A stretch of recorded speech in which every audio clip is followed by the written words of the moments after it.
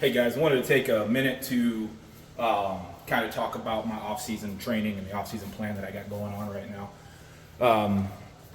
If you've been following on social media, Instagram or Facebook, you've seen some of my workouts, right? Which is great to kind of get the little highlight reels of my workout, but you may not be able to pick up like what kind of strategy I'm working with to really have a good off-season training plan.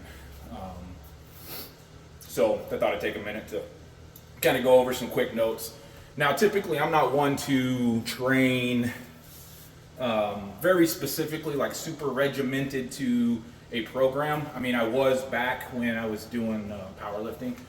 I had a very specific protocol, use spreadsheets, all the like, just to have have a prescription for my day-to-day lifting. But anymore, I do train a lot on feel, and just as a side note to that, I can personally do that because I feel like I've come to know what I need and what my body needs, or what kind of stimulus I'm looking for in a typical day.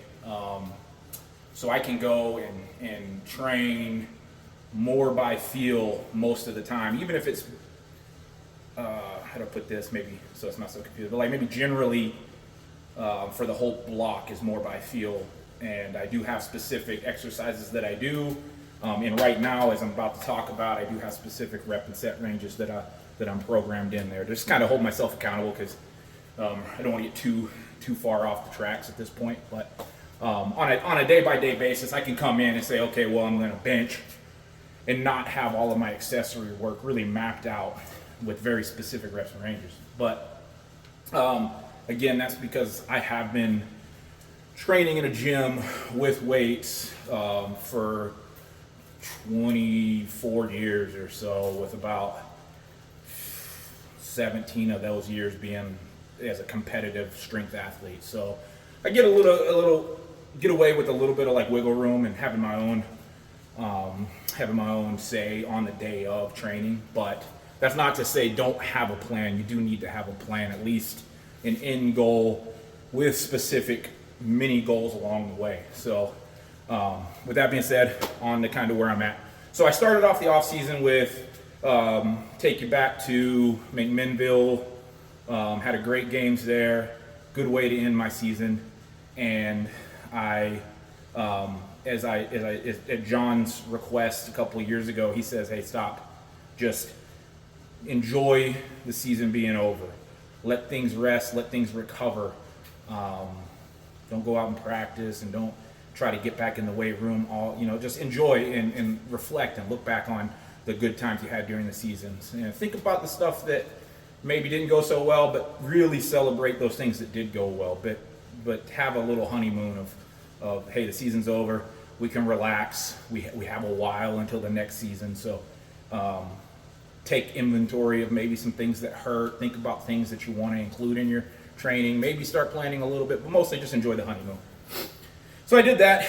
I went from Oregon right to Florida, went alligator hunting, enjoyed time with family, and then came back up here and winter started. So whatever, like snow on the ground, ice, 0 degrees outside, whatever. And then I think probably 2.5, 3 weeks out of McMinnville is when I started training in the gym again, getting after it. And then a few weeks ago, I started with a very basic volume phase, at least for my squat and my bench.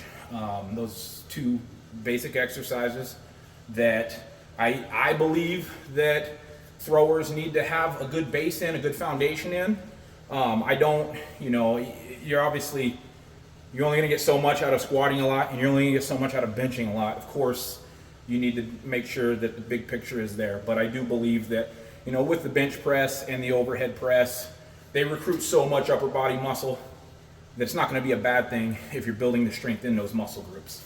And then, of course, the squat, hips and legs and back. As long as your squat's a good squat, you need to make sure you have a good technique. But yeah, squat and the bench with some overhead press in there also are good foundation lifts to just build a good base off of for any thrower, any athlete. So yeah, I went to a volume phase on those. Normally, like say 10 years ago, I might have gone with say like some sort of German volume training or Matt Vincent throwing lab-esque 10 by 10. I could definitely say that right now, where I'm at as an athlete, 37 years old, I can't handle that 10 by 10 volume like I used to, and I still have a meathead brain, so I'd probably push myself a lot more than I need to, and that's just, I mean, goal number one in the off season is don't get injured in the gym, right? Don't set yourself back when you're trying to bring yourself up. So I reduced that instead of 10 by 10 to 5 by 10. I do, I do warm-up sets before the 5 by 10, so my warm-up sets don't count towards my sets and reps. So I do warm up. I say warm up, but it also is like rehab, prehab, etc. But then I do my 5 sets of 10 working sets, one weight across the board for all 5 sets. There's nothing crazy, nothing hard. I'm adding weight every week, but not a significant weight for me. I think I started this at, I don't have it written down, but it was something like, it's very arbitrary numbers, but just again, how I feel, what I feel like with my knowledge of my own body and my own training. Something like 275, I think was my day one volume block for squats, and 225 for bench or something along those lines. And then I bench once a week, I squat once a week, and then I add an amount, just meathead stuff, right? So like I just add 25-pound plate aside the next week for squats, and then the next week after that, take 25 off, throw 45 on. Yeah, that's not really, doesn't sound any gee whiz math involved in there. It's not. I'm just getting to a certain point. I think that's going to end this coming week with this 5x10 at 405, but I'm noticing some stuff, trying to be smart about it. There's a couple of aches that feel familiar to something that I've had before, so I'm ready to like push the off button and not push myself to the point of delaying and impacting my recovery or causing an injury. Also doing conditioning, right? For my job in specific, I need to be in condition. For those of you who don't know, I work in corrections. There's going to be a time, maybe one day, where my conditioning might be the difference between catastrophe and success. We'll just put it that way. So it's my responsibility to maintain a certain level of conditioning. So I've let that fall to the wayside over the last 6 or 7 months. I didn't play much rugby this year, which is kind of my hack, my easy way to get conditioning in, because I love playing rugby. So it gives me a reason to get out and get my heart rate up, breathe hard, breathe heavy, do all that stuff. So I'm putting that back into programming. And for conditioning, it's really, again, nothing gee whiz. You're not going to get any high level John Oden, Tom Soroka, very specific prescripted workouts for me. It's just any up-tempo circuit style work, including carries, including lighter weights like deadlifts. I did the other day. I had a hero workout where I did deadlift to push-ups to box jumps. I did as many rounds of the prescribed workout as I could in 30 minutes, right?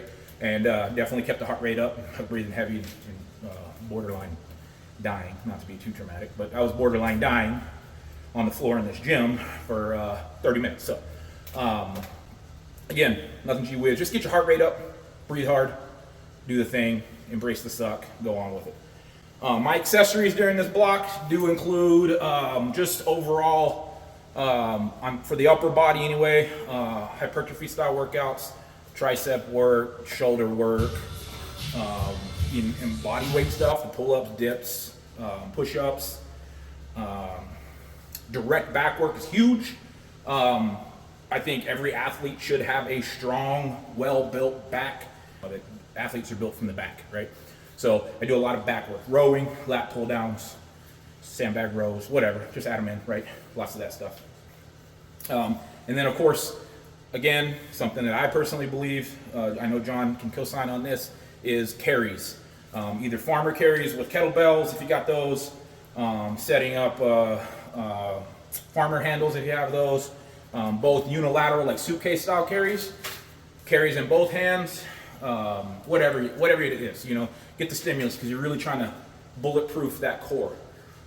And then also sandbag carries, and there's a a lot of nuance you can go into sandbag carries. Maybe John will chime in on that. Maybe we can have a discussion one day about the sandbag stuff. I've run a program that involved mostly sandbags that John did called the Ancient Strength, I think is what it's called, and it was a phenomenal program. But 3 different ways to carry a bag: shoulder, and front, other shoulder. Pretty simple. I try to just vary that, right? Just in the front sucks a lot for breathing, but you're pretty strong in that position, and it's uniformly loaded on both sides. And then, of course, right side or left side, you're going to have to accommodate for that with bracing on one side or the other. So I like to include all of those types of carries. So that's where I'm at right now. I probably got, like I said, about another week of this volume phase. It'll push the gas a little bit on, unless things start to hurt. Then, of course, be smart. Don't get hurt. Don't get injured. The goal is the goal, right? The mini goal isn't the overall goal. The big goal at the end of the day is, me qualifying for Celtic Classic.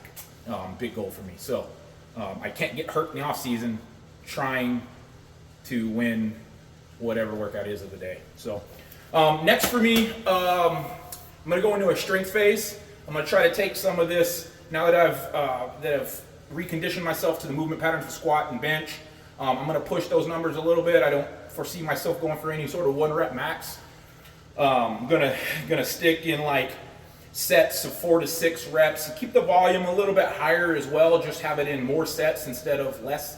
So 6 to 8 working sets early on, and then maybe reduce to 4 to 6 sets later towards the end of the strength phase. I predict the strength phase to be about 5 to 6 weeks. Again, maybe ending with maybe heavy triples, sets of 4, somewhere in that range, and that will be also adding in deadlift. I haven't done a lot of deadlift in this volume phase. Just again, as an aging athlete, I don't want to have a ton of volume on the lower back. I think I'm pretty strong there. Traditionally, I got a very strong lower back, but hey. If it's not carrying over, if volume in the deadlift isn't going to help me a lot for my end goals, then I don't see much value in it for me. That might be different for some of you. So along with putting the deadlift back in the program, along with pushing my squat, pushing my bench, pushing my overhead press up incrementally, I'm also going to start peppering in some of the quick lifts.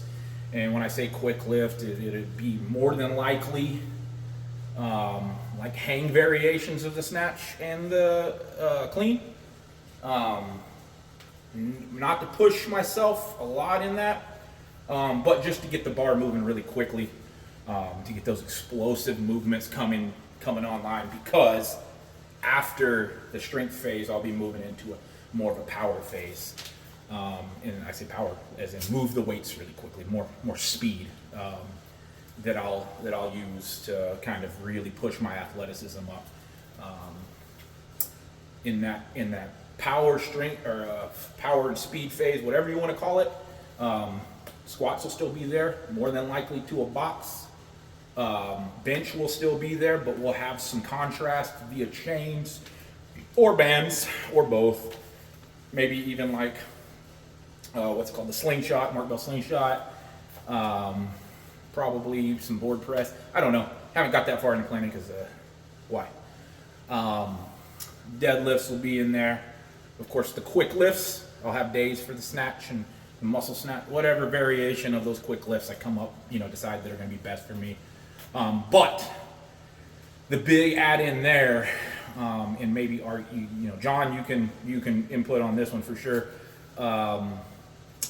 Single leg unilateral variations of stuff, a lot of stuff. So I'm going to get in there with like my lunge patterns and more unilateral carries, even dumbbell benching one side just to get more of loading that single side. Definitely input for that stuff. Always paying attention to guys like Josh Colon and Tom Soroka and John Oden and Scott Farr, all of the guys that really know what they're doing and talking about when it comes to this training stuff. So be adding in there. And hey, call me a dumbass and tell me to add that stuff in right now. I do some, just don't do a lot of it right now. So maybe I'll add that in a little sooner rather than later. So anyway, just shorten this up. We're gonna move on. See some of this training that I've done. If you've been paying attention, you'll see, all of the different lifts and moves and whatever. It's not all, just for the highlight reel. I do want people to understand and see where I'm at, what my mindset, what my thought process is. I'd love to hear some input back from you, from anybody. If you want me to expand on some of my thought process, or if you want to challenge some of my ideas here, maybe give me a different idea of where to go, things to think about, and what can make me better, or if there's anything I can do to help make you better. So hope everybody's doing a pretty good job on the off season so far. I know it's easy to either there's two different types of people, right? People say, I just throw, and then in the off season it's just rest and drink beer and eat bread and do whatever people do. And then there's the people who go really hard in the gym and they got a chip on their shoulder and they're ready to prove something. Either way, hey, whatever works for you, right? But end of the day, set that goal, get the training in that you need. Think back to some of those points in season where you said, if only I did fill in the blank. Well, now's your chance to do whatever fills that blank. So anyway, thanks for watching, guys. Any questions, you can comment, send me a message, whatever. Just look forward to some more content coming from me. Hopefully more of this longer form stuff to kind of explain some stuff in the future if y'all are liking it. If not, if you just like the highlight reels, well, they're always going to be there. So anyway, peace out, guys.